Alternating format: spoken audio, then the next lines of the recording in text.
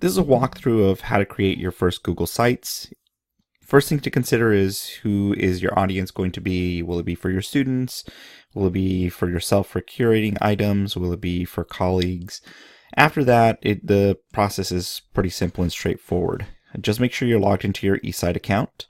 And you can get there one of two ways. You could either go to Sites from your icon window, or you can just type in sites.google.com.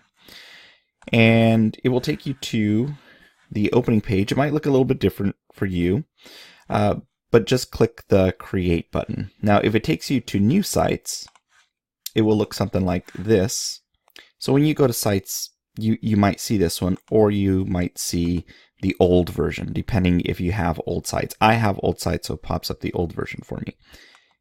If you get the new sites, you just click the little plus button, and it's going to begin creating a new site for you.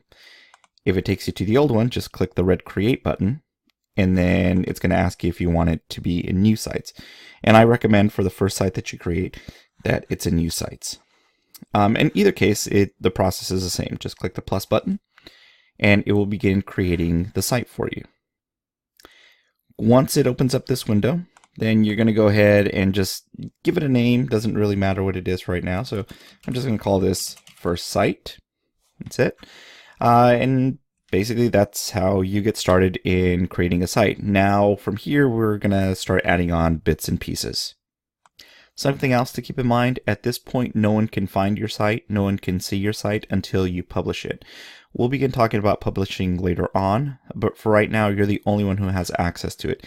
If you give people the link up here, they can't do anything with it. They won't be able to see your page, they won't be able to navigate your page until you've published it.